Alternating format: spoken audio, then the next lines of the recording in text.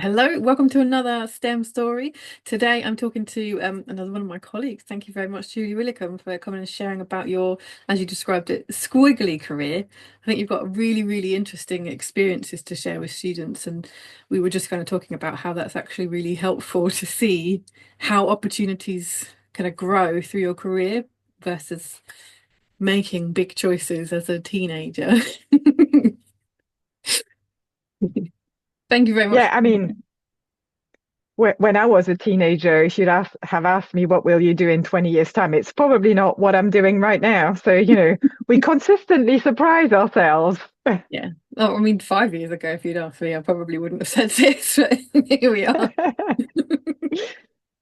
Can you tell me a Yeah. little bit about what you do at the moment? What's your current role?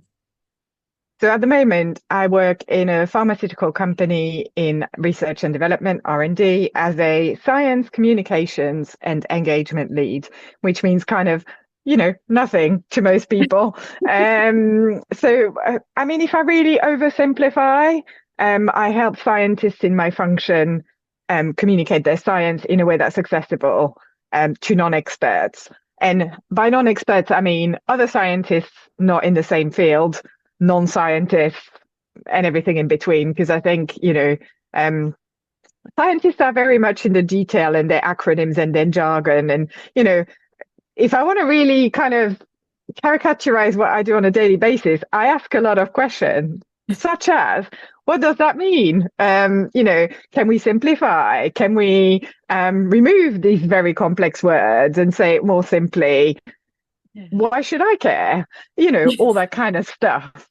And some scientists really like the process and really engage, and some people see it as a almost an offense to their science. So, sometimes the range of reaction can be anything from yay to ah. So yeah, it's interesting, we'll say. Yeah, that must be interesting. So you must speak to people about all sorts of different areas of science, and then on the other end, communicating that science to sorts of different people. That sounds really interesting. Yeah, I mean, like every time someone asks me the question, do you see yourself doing this until, I don't know, the end, retirement, whatever? And I'm like, I'm not sure. Maybe not. Maybe there's one more change in me. We'll see. Yes. I had a period of time where I was like, I would change roles every year, and I thought that was going to be me for life. But I think that's kind of, I got one that I really like. So I'm thinking I'll probably stick with this one now. But yeah, there's a lot of variety. And I think that actually makes life more interesting. Even within one company, you can have a lot of variety. Yeah, and I think big companies as well, you know, maybe it's easier to change in big companies because you're just one of so many. If you want to do something else, they're more likely to give you an opportunity to explore and maybe even let you completely, change direction. Yeah. In small companies where maybe there's less people, maybe it's a little harder, not impossible. But yeah, I found that this is where I got my opportunity to basically, go from practicing science in a lab to something else. Yeah. Perfect. And I guess that's kind of built because that practicing science in the lab is now what helps you to understand the conversations that you have that must be quite varied. Yeah, I mean, you've got to remember that every shade of science has its own language and vocabulary and things. So obviously, when it's something that I've done, like, analytical sciences, so, if people start talking about chromatography or things like that, then I'm like, my ears go like, like a cat or something. It's like, ding, I get this. Or, I see an instrument in a lab and I'm like, oh, I used to use that. Um, but, when I speak to biologists or people who do all sorts of different things, I'm like, no, I don't get it. Yeah.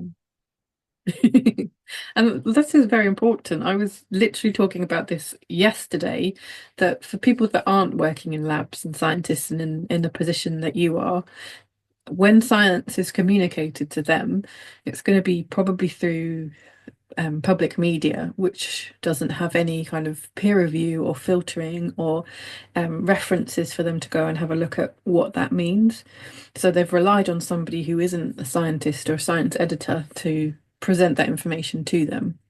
And it's so, so important, especially now we've looked at how people are losing faith in scientists since the pandemic, to have a way of communicating things that is accurate and understandable to the whole population, basically, I guess is. Mm.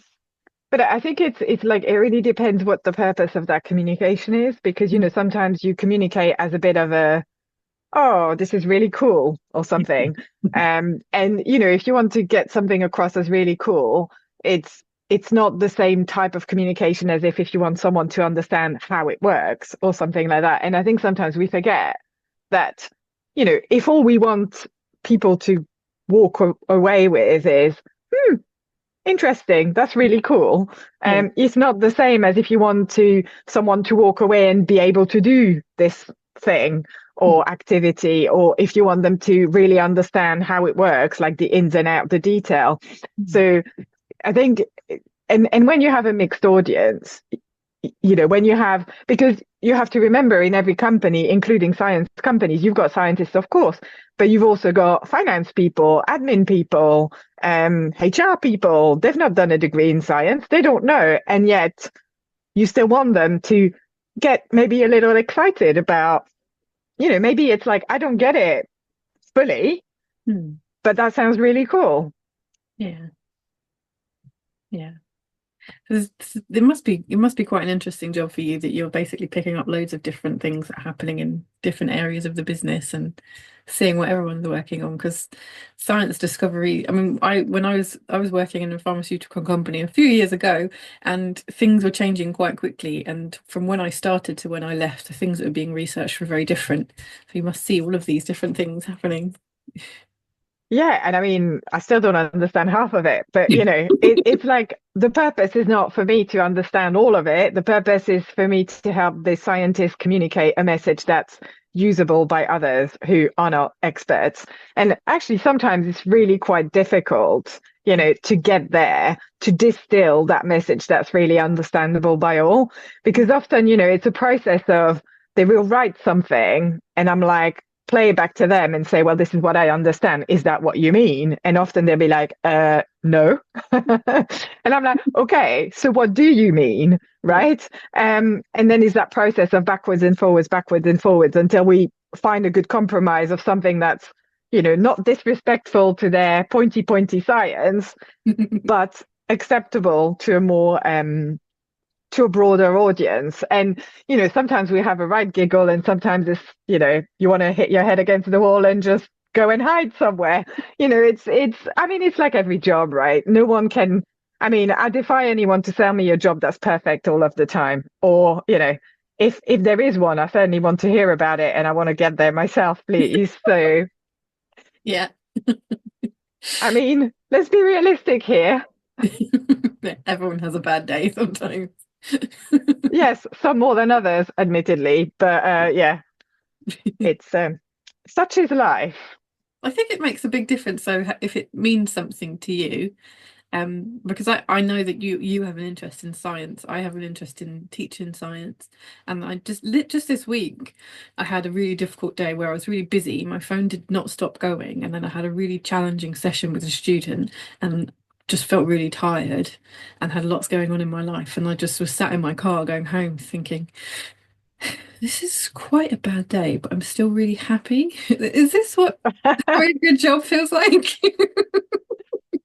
Yeah, I think it's what you make of it, right? Every experience is a learning, and unfortunately for us, the brain tends to retain the bad more than the good, Yeah. which doesn't help really. I mean, the brain should really, get on with it and change its focus. But I think it's like they say all of these things, and I say this, right, but I'm really not. It's like one of those, take my advice, I'm not using it. The practice of gratitude and reminding yourself why you do what you do and what you're grateful for is actually quite useful. I know I should do it more, but as I said, take my advice, I'm not using it. Well, I mean, it's a good habit, but it's most useful when things are challenging, when things feel really negative. So, yeah, it's just good to have in your toolkit anyway. Yeah, let's say it like that. Can I ask about some of the things that led you into the job you have now? Because I imagine that that job, as you said, it's not the sort of thing that you would have had on your careers conversation when you were at school.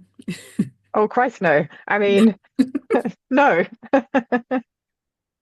How did you end up there? Oh my. It's really fascinating because a lot of people ask me that question, and every time I'm like, well, 20 years later, it's easy to look back and kind of make up a story of how you got from where you were to where you are now. But the reality is, I chose science at school because, well, I was good at it. I was pretty bad at other subjects. And, why choose something you're bad at for your A levels? I mean, that does not sound logical to me. So here I went to science. Then I ended up doing a master's degree in analytical chemistry. And, literally, I think I graduated, I got my diploma in hand, and I was like, what am I going to do with that? I literally had no idea even the type of careers, the types of jobs that someone with a degree like mine could be able to do. And so, it was a bit like scattergun approach to look at, I think when you do analytical chemistry, some of the stuff, pharmaceutical, obviously, but also environmental analysis, even food and drink. Even I think the best job I never got was I did my master's in Strasbourg in France, and there was a job to do mass spec analysis of yeast in a brewery. And I thought, oh my God, for someone, this has to be the best job ever, right? Obviously, I can't even remember if I applied. If I applied, I didn't get it. But you can do a whole load of stuff. And I think I just got my first job because honestly, I sent so many CVs, so many cover letters, got so rejected. I mean, that is depressing, honestly. And then I got someone who offered me an interview and then offered me the job and was like, Yeah, I'm off. I'm lovely. done. I'm gonna go and be a real adult, earn some money, do some work and stuff. And that's how I ended up in the UK as well, because I'm French, I didn't study in this country. So um that's how I got into science. And then I think the other move that led me from lab science to non-lab but still related to science, um it's more, through networking, through keeping an eye out, through understanding what kind of opportunities there are and things like that. Because I think, you know, I mean, very rare are the people for whom opportunities just land on their lap as by magic, and they just get on with that. A lot of it was conversations, networking through all sorts of things like instrumentation software or something, and then someone says, "Oh, would you like to do a secondment in that area?" I was doing small molecule analytical. I went into big molecule analytical, so proteins, antibodies, that kind of stuff, and it was really an accident. It was speaking to someone and they said, "Oh, would you be interested?" I'm like, yeah, why not? um, and when there, I think in my career so far, I've done, so there was that secondment in the big molecule. Then when I came back from that secondment, I did kind of, bringing projects through to clinical trials and then filing and market, hopefully. And then I did another secondment in communication. That's where I transitioned out of the lab. That was a secondment. So basically, an opportunity to experiment in a safe environment because your old job is still there when you come back, just in case. Then I did another secondment to do stuff with communications function about content, websites, internal websites, content management, that kind of stuff. Then I left GSK and I was a change manager in IT supporting a finance project. Then I left that company and I was in IT supporting a digital transformation project. And then I left that and I ended up here. And, half of the decisions I've made were more like, oh, well, I fancy a change, having a look around, having a couple of chats. Oh, there's this coming up. Would you be interested? Yeah, sure, why not? And even some of the stuff where I left current employer to move with someone else, on some instances, it was someone on LinkedIn saying, you should totally apply for this job. I'm like, no, I'm not interested. And then on reflection, I was like, oh, if I actually don't care, I'm more likely to do well at the interview. So I'll just give it a go. And then I got the job and I moved, but it wasn't my intention. It just happened. Um, a couple of times though, I did leave because, the working environment, the culture wasn't quite right for me. So, and I guess what I can say as a learning is that as a really bad driver, escaping something you don't like Yeah. usually doesn't lead to the best decision making. Oh, okay. But it's like I've kind of the good thing as well is like we all make bad decisions, and the the recipe for success is to recognize that it wasn't a good decision and to do something about it rather than just stay there and think, feel powerless to do anything. So, you don't want it to sound like it was all plain sailing, because it absolutely was not. But at the same time, it's like, yes, I've made some bad decisions, but I'm still here. So, and I'm in a job that I enjoy, although is it my forever job? Probably not. But I'm fine with that. It's just you just have to be self-aware of where you are, and take control if something is not right. I think probably again, take my advice. I'm not using it. Yeah, and that comes with experience, I guess. It's really good to have made those moves and then see whether it was the right move to make. Then the next decisions are kind of powered by that experience and they get better. Yeah, and the thing I think is, sometimes you make a bad decision, maybe you don't enjoy what you do, or there's something that doesn't align with your values, or, whatever it is. But in every single job I've had, I've met amazing people. And, for all sometimes the experience was a bit painful overall, I'm very glad that I did it, because I would have never met those people if I hadn't. Some people I've become really good friends with, some people I keep in my network, some people I have a good old laugh with. Um, so, it's like there's good and bad in everything. And you have to take it as one. Yeah, you can't just pick the good stuff and leave the bad stuff away. Sometimes they just all come together. Yeah. So yeah, It'd be it's a pretty balance. boring if everything went exactly the way that you planned it all of the time. It would be so boring. I mean, we say that because we've got experience and we know what it's like to experience, maybe failure or disappointment or something. And we're like, that's just part of life. But, I think you talk to young people, and they're probably like, yeah, an easy life. I quite fancy that. And I wouldn't blame them for it. It's just that most of the time, the reality doesn't quite match that. No, no.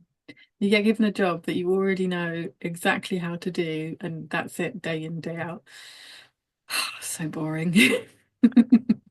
I guess what you're touching there is the need to continue learning, right? The curiosity. I think, that's what makes people I say scientist, but obviously STEM subject is not just science, as in, the science we know from the pharma industry. But I think what unites STEM subjects is the desire for continuous learning and curiosity. That's what it is, really.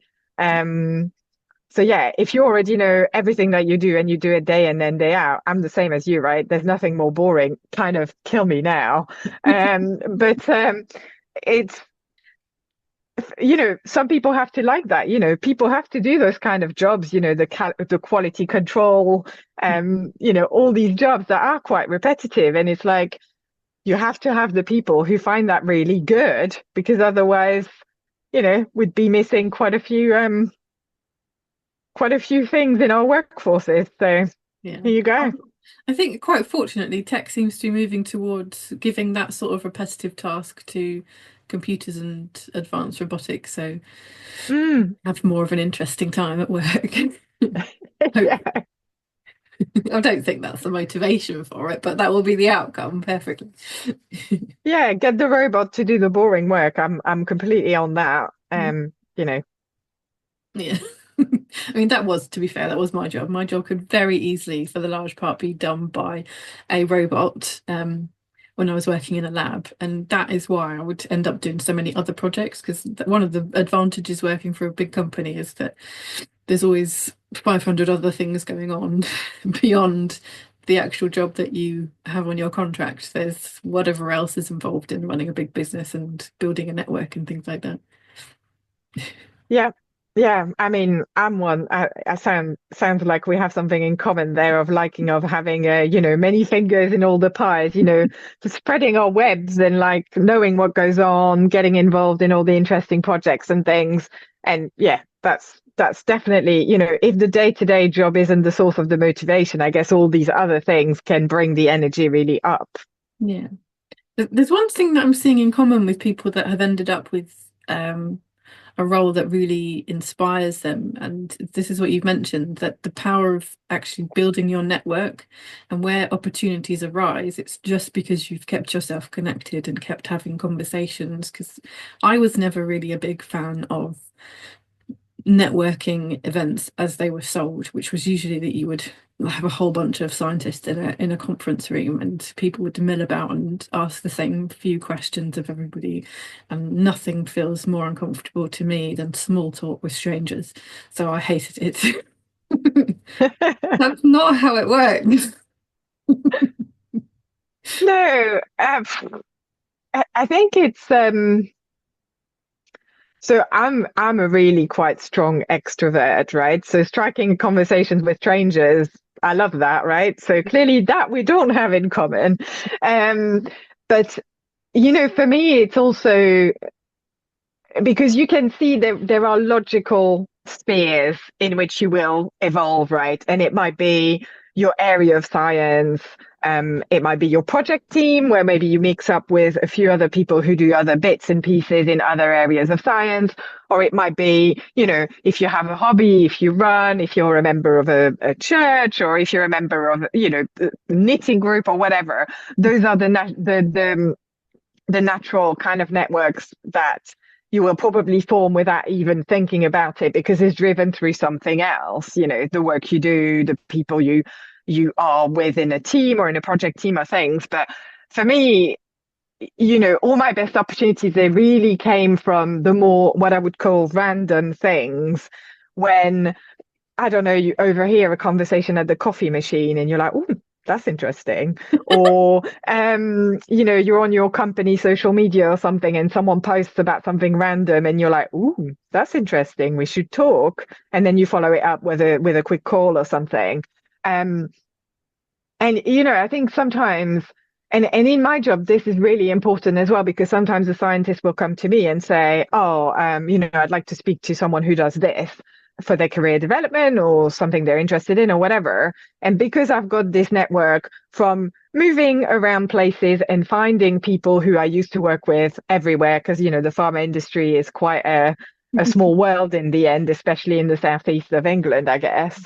Um, or, there's random conversation, sometimes I get contacted by some really random people saying, oh, could you connect me with someone who does that? And I'm like, I haven't got a clue, but I enjoy the challenge, right? So I'll say, oh, I don't know, but this person will know. And I think being on my LinkedIn profile, I said that connector of people and knowledge. And really, please, someone create a job that's called connector of people and knowledge and give it to me, please.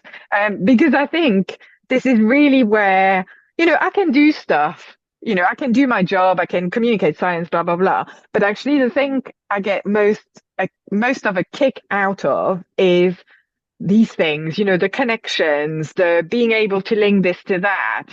Really, this is where, for me, this is super fun. Like, spreading my spider web of network and then being able to connect or other people into it.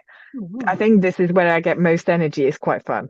yeah, that is really cool. That's definitely some extrovert energy though. That is where I've benefited massively from the ability to network through the internet. You've been doing this the old school way the whole time. Yeah, I mean, this is not scientific speed dating, but yes, fair enough. Yeah, I guess it's that kind of like that kind of system is obviously the different outcome, but it's that kind of idea, isn't it? The more people you have in your mental Rolodex, the more likely you are to have the right person for the right opportunity when you need it. So yeah, it's definitely worth as people told to me when I was quite young, don't burn bridges, build as many bridges as you can. Yeah, and I think, as well, it's like some people might say that you need almost a purpose for the networking. I don't see it like that. I network like a mentalist, and then later, usually completely randomly, something comes in handy somewhere. Um, but I network because it's fun, because I'm curious, because I like knowing what people are up to and what's going on.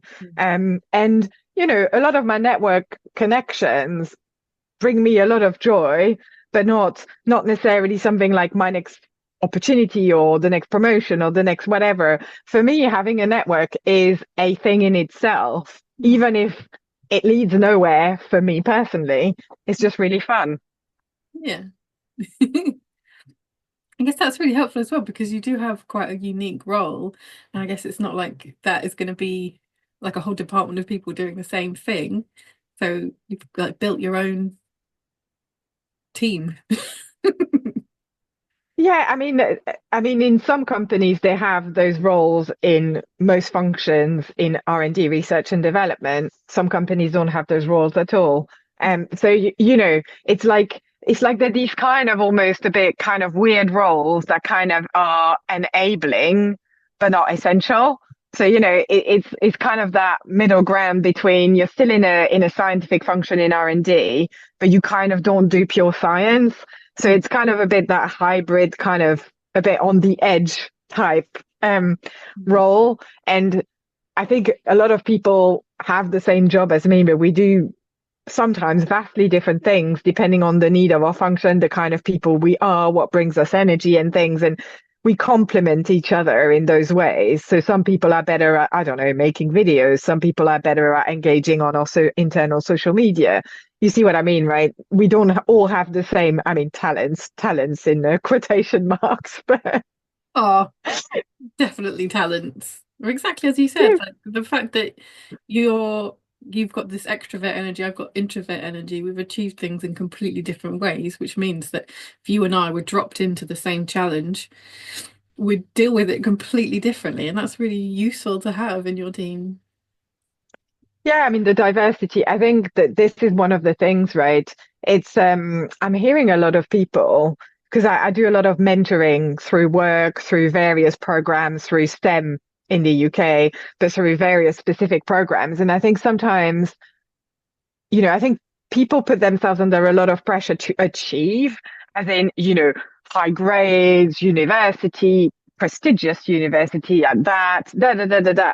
And it's like, yes, but if you really think about this, if a certain type of business, okay, we were in pharmaceutical, but this applies to others, right? If you employ the same people coming from the same school who have the same grades and the same background, you don't get a lot of richness of debate of why have you always done it this way? People who really question, who said, well, I think there's a better way. And, now you have many more routes to get in, probably 20 years ago and some, university was one of the main ways, and you could only be an apprentice if you were becoming, I don't know, butcher, baker, or something manual, a carpenter, or whatever. Yeah. Whereas now, in pharmaceutical companies, people take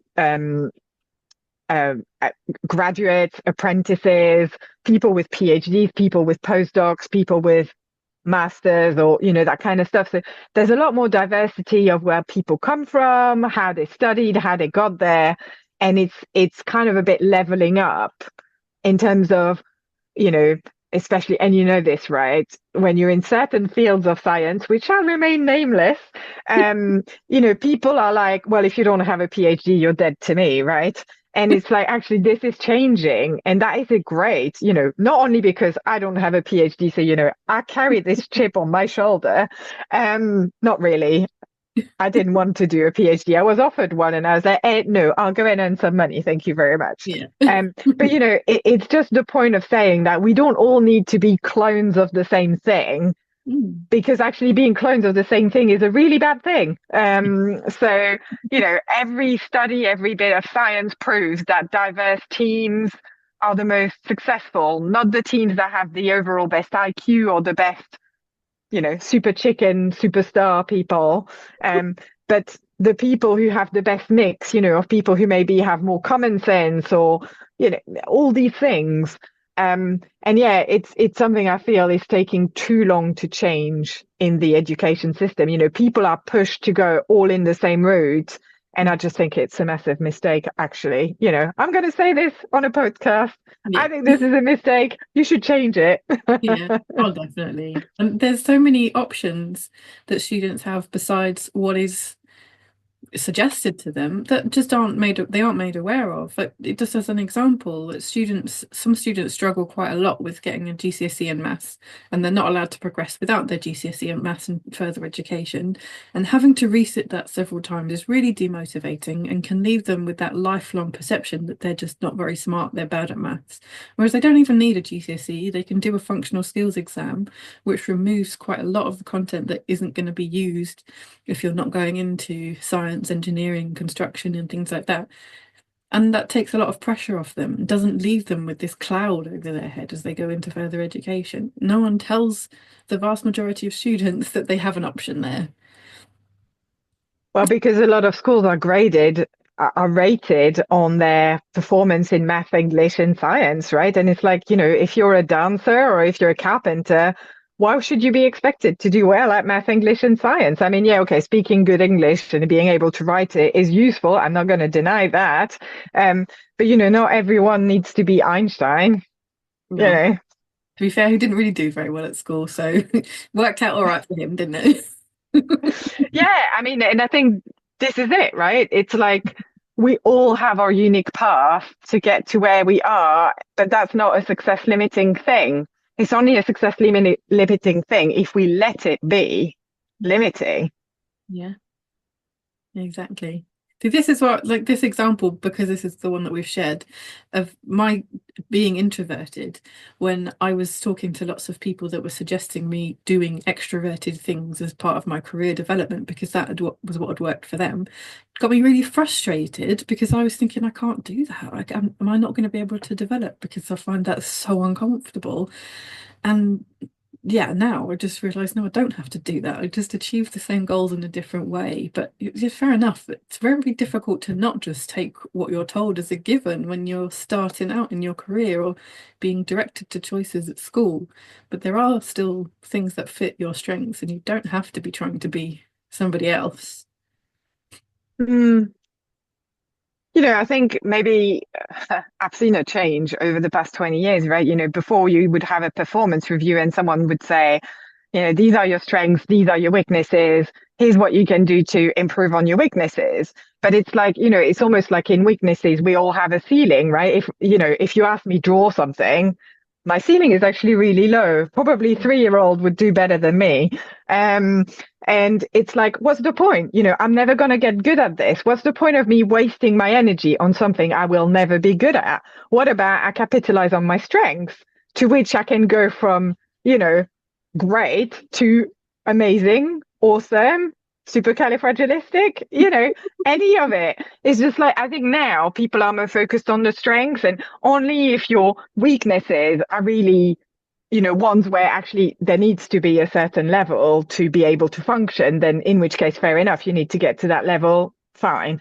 But, it's like, there's so much diversity. If we all play to our strengths, we just need to find the right combination of teams to get the, you know, to get the fabulous outcome that we're looking for. It's not a competition. I think that's something I really want to say. Competition absolutely kills me. I think it's delusional, at work, in industry particularly. We work as team to achieve everything. And it's not about individual performance. It's about all going in the same direction to deliver whatever it is that we're trying to deliver. And I think there is a lot of perception of I need to be the best, and with that sometimes come if I'm the best, then if I win, then someone has to lose. But it's not like that, where we win, we all win. And I just hope that this mentality of competition and winning and losing goes away, not for your average football game, that's a finite thing. Someone loses, someone wins. the world goes on. But in work, it can be very counterproductive and quite destructive, actually, that competitive spirit. So, but again, school tends to favor the top, the the stars. And it's like it's very difficult then to land from a system that works like that into a system where it's like, yeah, none of that now. Hi, I'm your podcast host, Georgina Green, and the founder of Green Tutors, STEM Specialist Tuition Company. We've been supporting students with their GCSE and A-level maths, science and STEM subject studies since 2011, and our team all work and have a passion for STEM professions such as engineering and chemical synthesis and medicines and all sorts of fantastic things in the world of STEM beyond the curriculum, which is what we bring into our lessons to make them more exciting. And the reason I wanted to share this podcast with you all. Alongside that, we've launched the STEM Educators Academy, where other STEM professionals and STEM education enthusiasts can come and learn about how to grow their STEM education practices together. If you're interested in any of the support that we offer, get in touch at greentutors.uk and you can access some of the free resources on there as well. This podcast would not exist without the sponsorship of STEMazing. I'm very grateful to STEMazing, not only for sponsoring our podcast, but for the brilliant work that they're doing, fostering inspiration and inclusion in STEM. I recommend having a look at their website, stemazing.co.uk, which is what you can see right now, to see a bit more about the work that they do. Alongside the award-winning Inspiration Academy, bringing events into primary schools and inspiring young people to see their future in STEM, because you can't be what you can't see. There's a fantastic membership, which I'm a part of, for women in STEM to do more of this, fostering inspiration and inclusion in STEM, with monthly content shared on empowerment, inspiration, and community. Will help you to be a better role model and mentor to people in STEM. And finally, there's a brilliant library here of role models in STEM that you can go and have a look at and hear more about their STEM stories. Here's a shout out for our sponsor, Navigated Tutor. If you haven't seen this, I recommend having a look if you're in education. The Navigated Tutor platform gives access to a quarterly webinar and magazine and training resources. The first one I've already read and attended, and in minutes learned lots that's going to make a massive impact on the way that I support my students. This is brought to you by Arthur Moore, who is not only a fantastic tutor but also the host of the Tea and Teaching podcast and Tutoring Tips podcast, two of my most listened podcasts. So I recommend that you go and check those out if you're working in education at all, and sign yourself up to the Navigated Tutor platform for some fantastic CPD. You can get access to this at mooreedu.thinkific.com. That's mooreedu.thinkific.com.